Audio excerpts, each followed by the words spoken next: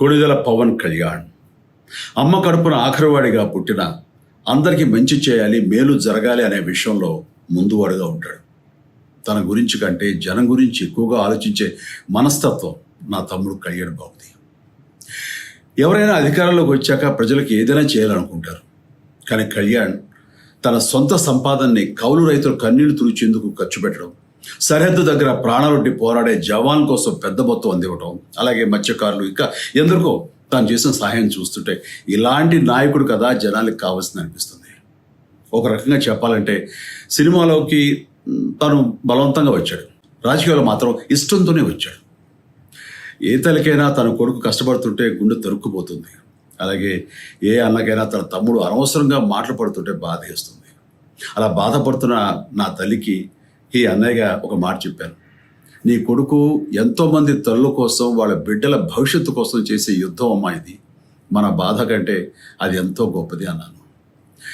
అన్యాయాన్ని ఎదిరించకుండా మౌనంగా ఉండే మంచివాళ్ళ వల్లనే ప్రజాస్వామ్యం మరింత నష్టం అని నమ్మి జనం కోసం జన సైనికుడు అయ్యాడు. తాను బలంగా నమ్మిన సిద్ధాంతం కోసం తన జీవితం రాజకీయాల్లోకి అంకితం చేసిన శక్తిశాలి పవన్ కళ్యాణ్. ప్రజల కోసం, రాష్ట్ర భవిష్యత్తు కోసం ఆ శక్తిని వినియోగించాలి అంటే చట్టసభలో అతని గొంతు మనం వినాలి. జనమే జయను నమ్మే జనసేనాని ఏమి చేయగలడో చూడాలంటే మీరు పిఠాపురం ప్రజలు కళ్యాణ్ని గెలిపించాలి.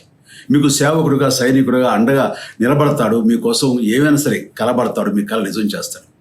పిఠాపురం వాస్తవ్యులకు మీ చిరంజీవి విన్నపం, గాజు గ్లాసు గుర్తుకి మీ ఓటు వేసి పవన్ కళ్యాణ్ని గెలిపించండి. జై హింద్.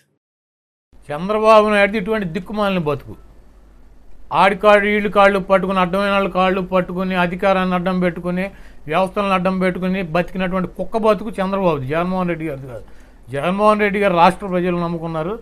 ఏది ఉన్నా కూడా అది హైకోర్టు కావచ్చు, సుప్రీంకోర్టు కావచ్చు, ఏ వ్యవస్థ అయినా కూడా ఆయన తీసుకున్న నిర్ణయాన్ని ప్రజల ముందే పెడతారు. ప్రజల ఆమోదంతో, ప్రజల సహకారంతో ఈ రాష్ట్రాన్ని పరిపాలిస్తారు. జగన్మోహన్ రెడ్డి గారు 20 సంవత్సరాల వరకు ఇక్కడే ముఖ్యమంత్రిగా 20 సంవత్సరాల పైన ఉంటాడు. ఆయన ఎవరో కూడా ఏ వ్యవస్థలో కూడా, ఏ వ్యక్తులు కూడా ఆయన ఏమీ చేయలేరు. ఈ ప్రజల అండ జగన్మోహన్ రెడ్డి గారి పుష్కలంగా ఉంది. రాజ్యాంగబద్ధమైన పదవిలో ఉన్న ఒక ఈసీని ప్రతిసారి సహకరించట్లేదు గవర్నమెంట్ అనేది ప్రతిసారి వాదనలు వినపడుతున్నాయి హైకోర్టులో. ఇప్పుడు ఒకటి చెప్పాలంటే, చట్టం వేరు, మానవతా దృక్పథం వేరు, న్యాయం వేరు.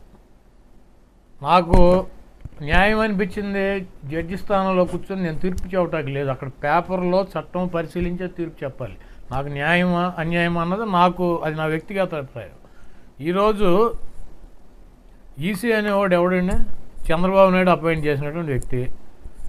రాష్ట్ర ప్రభుత్వంతో సంప్రదించకుండా ఎన్నికలు వాయిదా వేశాడు. కనీసం రాష్ట్ర ప్రభుత్వాన్ని సంప్రదించాలి, 1-2 కేసులు కూడా లేవు, ఇంకా 4 రోజులు అయితే ఎన్నికలు అయిపోతాయి అన్నటువంటి ఇంగిత జ్ఞానం రమేష్కుందా, నిమ్మగడ్డ రమేష్కుందా? లేదు, అయిపోయింది. ఈరోజు ఎన్నికలు పెడతాకి ఇబ్బంది ఉంది. 25-30 వేల కేసులు ఉన్నాయి, రోజు 3,000 కేసులు వస్తున్నాయి. ఎన్నికలు పెట్టవద్దు, ఎంప్లాయీస్ వద్దు అంటున్నారు. గవర్నమెంట్ కూడా సిద్ధంగా లేదంటే కోర్టుకు వెళ్ళి ఎన్నికలు పెట్టే ప్రక్రియ తీసుకొస్తాడు. మనం హోటల్లో చూసాం, బీజేపీ నాయకులతో, తెలుగుదేశం నాయకులతో అతను ఎట్లా మీటింగ్లు పెట్టాడు. నిమ్మగడ్డ రమేష్ అనేటువంటి వ్యక్తి తెలుగుదేశం పార్టీ సభ్యుడు, తెలుగుదేశం పార్టీ కుటుంబ సభ్యుడు. అతను అధికారికంగా చంద్రబాబు నాయుడు ఏమి చెప్తే అదే చేస్తాడు. అతనికి రాజ్యాంగాలంటే విలువ లేదు. చంద్రబాబు నాయుడు జగన్మోహన్ రెడ్డి గారిని ఇబ్బంది పెట్టాలి, చంద్రబాబు నాయుడు జగన్మోహన్ రెడ్డి గారిని ఎట్టగొట్ట భ్రష్టు పడించి నేను ముఖ్యమంత్రి అవ్వాలని చెప్పి ప్రయత్నం చేస్తున్నాడు. దాంట్లో వీళ్ళందరూ పావులు తప్పించి వీళ్ళు ఈ రాజ్యాంగ వ్యవస్థలు ముసుగుల్లో ఉండి చంద్రబాబు నాయుడు దగ్గర డబ్బులు తీసుకుని, పేమెంట్ తీసుకుని చంద్రబాబు నాయుడు గుమస్తాలుగా పనిచేస్తున్నటువంటి వ్యక్తులు రాజ్యాంగ వ్యవస్థలను భ్రష్టు పట్టిస్తున్నటువంటి నీచాతి నీతులు చంద్రబాబు నాయుడు ఫాలోయర్స్. రాష్ట్ర ప్రభుత్వం మీద అప్డేట్ దాఖలు చేయమంది హైకోర్టులో ఈసీ మార్నింగ్ దాఖలు చేస్తే నైటే పేపర్లోకి వచ్చేసింది. అది ఎలా లీకైనా? ఇప్పుడు మీకు ఈ రాష్ట్ర ప్రజలందరికీ తెలుసు, ఈసీ హైకోర్టులో ఏం సబ్మిట్ చేయాలన్నదే చంద్రబాబు నాయుడు గారు తెలుగుదేశం పార్టీ ఆఫీసులో తయారు చేసి, నేను ఇలా తయారు చేసి ఇస్తున్నాను, ఇది కరెక్టా కాదా అని చెప్పి ఈనాడు రామోజీరావు గారికి, ఏబిఎన్ రాధాకృష్ణ గారికి పంపిస్తాడు. వాళ్ళిద్దరూ కూడా పరిశీలించి అక్కడి నుంచి సుజనా చౌదరి గారి దగ్గరికి వెళ్తుంది. అక్కడి నుంచి హైకోర్టుకి సుప్రీంకోర్టులోనో లాయర్లు ఉంటారు కదా, మంచి లాయర్లు, వాళ్ళకి వెళ్తాయి ఫ్యాక్స్లు. వెళ్ళి వాళ్ళందరూ కూడా లీగల్గా ఎలా ఇవ్వాలి ఏంటి అన్నది ఆలోచించుకుని నిమ్మగడ్డ రమేష్ గారు సంతకం ముద్ర వేస్తాడు. అప్పుడు రబ్బర్ స్టాంపు వేస్తే దాన్ని కోర్టులో అఫిడవిట్ కింద ఆయన ఇస్తాడు. మరి ఈ ప్రక్రియ అంతా జరిగినప్పుడు ఆంధ్రజ్యోతిలోనో, ఈనాడులోనో, సుజనా చౌదరికో లేకపోతే చంద్రబాబు నాయుడుకో తెలవకుండా ఎట్లా ఉంటుంది? ఈ అఫిడవిట్ తయారు చేసింది వాళ్ళు కదా, లీగల్ ఒపీనియన్ తీసుకుంది వాళ్ళు. నిమ్మగడ్డ రమేష్ అఫిడవిట్ తయారు చేయడు, చంద్రబాబు నాయుడు తయారు చేస్తాడు. దాన్ని ఎలా ఉంది, నేను ఎలా తయారు చేయించాను, నా మేధావితనం ఎలా ఉందని రామోజీరావు గారికి, రాధాకృష్ణ గారికి పంపిస్తాడు. వాళ్ళు పరిశీలించినాక హైకోర్టు, సుప్రీంకోర్టు లాయర్లకి పంపిస్తారు. వీళ్ళందరూ పైన సుజనా చౌదరి గారు వీళ్ళందరూ మాట్లాడుకునే కదా అఫిడవిట్ ఇచ్చేది. ఈయనేముంది, రబ్బర్ స్టాంపే కదా, పేపర్లు వస్తే విచిత్రంగా ఉంది, వస్తుంది. వాళ్ళకి వచ్చి వాళ్ళు తయారు చేసిన అఫిడవిట్ వాళ్ళ పేపర్లో వస్తే ఆశ్చర్యం ఉంటుంది. కాబట్టి దీంట్లో జగన్మోహన్ రెడ్డి గారిని ఇబ్బంది పెట్టి కొంతమంది వ్యాపారాలు చేసుకోవాలి, కొంతమంది రాజకీయ పదవులు కావాలి, కొంతమందికి డబ్బులు కావాలి. వీటన్నిటిలో కూడా వీళ్ళందరూ కూడా ఒకటే టార్గెట్ జగన్మోహన్ రెడ్డి గారు ఉంటే వీళ్ళ ఆటలు సాగవు. కాబట్టి జగన్మోహన్ రెడ్డి గారిని ఎట్టా కూడా తొలగించాలి. కాబట్టి ఇదంతా ఒక పెద్ద రాబోయే రోజుల్లో మాకేం భయం లేదు. ఏ వ్యవస్థలైనా గౌరవం ఉంది, కాదు వ్యవస్థలు అంటే భయం లేదు. మేము ప్రజలకి చెప్పాలనుకున్నది నిష్పక్షపాతంగా మాకు ఉన్నటువంటి సమాచారం మేము ప్రజలకు ఎప్పుడు చేరవేస్తూనే ఉంటాం. ఆ చేరవేసేటువంటి దాంట్లో పలానా సబ్జెక్ట్ చెప్పకూడదు, పలానా సబ్జెక్ట్ చెప్పాలని చెప్పి ఒక రాష్ట్ర ముఖ్యమంత్రికో ఒక రాష్ట్ర ప్రభుత్వానికో ఆదేశించేటువంటి హక్కు ఏ వ్యవస్థలకి లేదు. ఒకవేళ ఉన్నా కూడా మేమైతే కనుక పట్టించుకునేటువంటి అవసరం లేదు. మమ్మల్ని ప్రజలు ఎన్నుకున్నారు.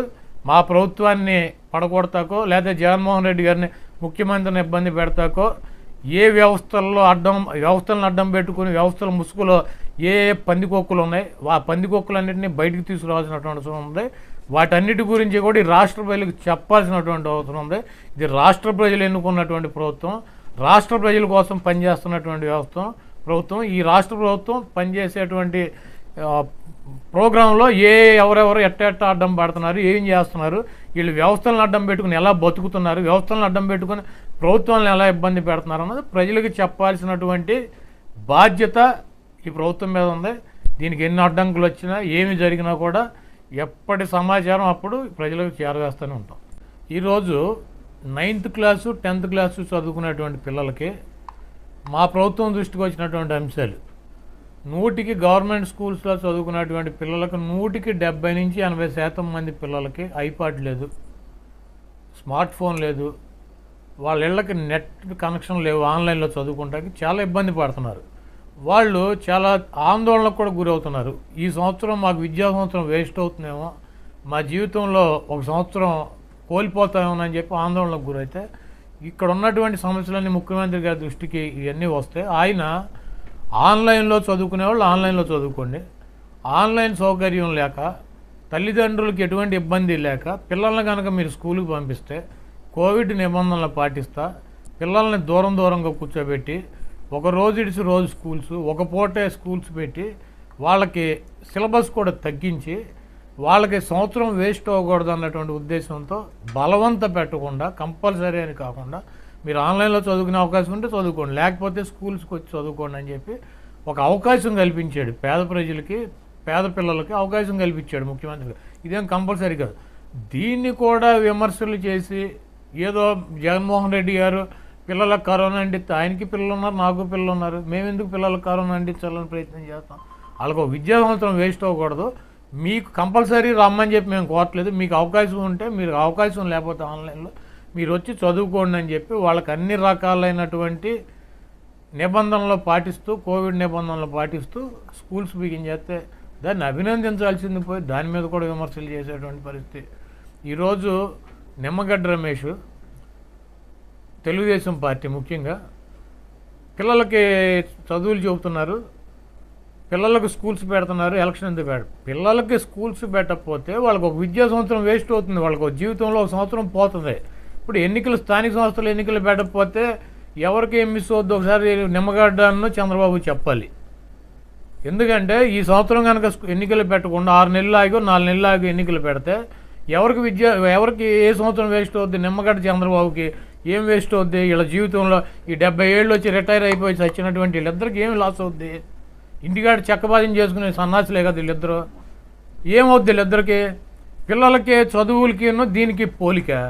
ఈరోజు ఎంప్లాయీస్ కూడా మేము వచ్చి ఎన్నికల్లో ప్రక్రియలో మేము పాల్గొలేము. ఎందుకంటే పంచాయతీ ఎన్నికలు అంటే 12 వార్డుల నుంచి 14 వార్డులు ఉంటాయి ఒక్కో చోట, ఒక్కొక్క గ్రామంలో. అదేవిధంగా సర్పంచ్కి ఓటేయాలి, వార్డు మెంబర్స్కి ఓటేయాలి, ఎంపీటీసీకి ఓటేయాలి, జెడ్పీటీసీకి ఓటేయాలి, చైర్మన్కి ఓటేయాలి, కౌన్సిలర్కి ఓటేయాలి. ఒక్కొక్క వ్యక్తి 4-5 ఓట్లు వేయాలి. ఈ బ్యాలెట్లు ఒక బ్యాలెట్ పట్టుకుని ఒకటి పట్టుకుని ఇదంతా గందరగోళం అయ్యి ఈ కోవిడ్ ఉన్నటువంటి టైంలో దీనికి స్ప్రెడ్ అయ్యేటువంటి అవకాశం ఉంది. ఇప్పుడు ఎన్నికలు పెట్టకపోయినా కూడా 14th, 15th పైన డబ్బులు కేంద్ర ప్రభుత్వం రిలీజ్ చేసింది. మార్చి 31 దాకా మనకు టైం ఉంది. కొంత వెసులుబాటు చూసుకుని కోవిడ్ ప్రభావం తగ్గితే అప్పుడు ఎన్నికలు నిర్వహిద్దాం. అంటే నేను 31 తారీఖు రిటైర్ అయిపోతా కాబట్టి నేనుండగానే ఎన్నికలు పెట్టాలి, నీకు ఒకటి తప్పించి ఎవరికన్నా లాస్ ఉందా? ఎన్నికలు పెట్టకపోతే ఎవరికన్నా ఒక సంవత్సరం వేస్ట్ అవుద్దా? నాకు కానీ, చంద్రబాబు నాయుడుకి కానీ, నిమ్మగడ్డ రమేష్కి కానీ, లేకపోతే ఓటర్లకు కానీ ఎవడన్నా ఒక్కడికన్నా వేస్ట్ అవుతుందా జీవితంలో? కాబట్టి వీటన్నిటినీ వితండవాదం మానుకోవాలి. ఎన్నికలు పెడతాకి రాష్ట్ర ప్రభుత్వం సిద్ధంగా లేదు. మాకు ఎన్నికలు ముఖ్యం కాదు. ఎన్నికల ప్రక్రియ లేకపోవడం వలన వచ్చేటువంటి ఇబ్బంది ఏమీ లేదు. స్పెషల్ ఆఫీసర్స్ వేసాం, వాళ్ళు నడుపుతున్నారు. అదేవిధంగా సెంట్రల్ గవర్నమెంట్ కూడా మనకి కోవిడ్ వలన ఎన్నికలు పెట్టకపోయినా కూడా సెంట్రల్ గవర్నమెంట్ నుంచి రావాల్సినటువంటి ఫండ్స్ అన్నీ కూడా రిలీజ్ చేస్తుంది, రావడం జరుగుతుంది. కాబట్టి ఎటువంటి నష్టం లేదు. కోర్టులు కూడా పరిగణలోకి తీసుకోవాలి. కోర్టులు కూడా ప్రెస్టేజో లేకపోతే చట్టం కాదు, మానవతా దృక్పథం. చట్టం చాలా చెప్తాయి, కాకపోతే చట్టంతో పాటు మానవతా దృక్పథం. మనం చట్టం ఏం చెబుతుంది, చట్టంతో పాటు మనం ఈ నిర్ణయం తీసుకుంటే ఎంతమంది ప్రజలు సఫర్ అవుతారు, ఏ ఇబ్బందులు పడతారు. కాబట్టి వ్యవస్థలన్నీ కూడా అడ్డం పెట్టుకుని ఏదో సాధించాలంటే ఈ రాష్ట్ర ప్రభుత్వాన్ని ఏమీ చేయలేరు. జగన్మోహన్ రెడ్డి గారు ఇటువంటి చాలా చూసి ముఖ్యమంత్రి అయ్యాడు. ఇటువంటి ఏది ఇప్పుడు కాంగ్రెస్ వాళ్ళు చెప్తారు, బీజేపీ వాళ్ళు చెప్తున్నారు, తెలుగుదేశం వాళ్ళు చెప్తున్నారు. జగన్మోహన్ రెడ్డి గారు కేంద్ర ప్రభుత్వంతో రాజీ పడాలి. ఎందుకు రాజీ పడ్డారంటే కేసుల నుంచి బయటికి రావడానికి. అంటే మీరే చెబుతున్నారు కదా, ఆ రోజు సోనియా గాంధీని వ్యతిరేకించారు కాబట్టి కేసులు పెట్టారా? ఆ రోజే సోనియా గాంధీతో రాజీ పడి ఉంటే కేసులు లేవా?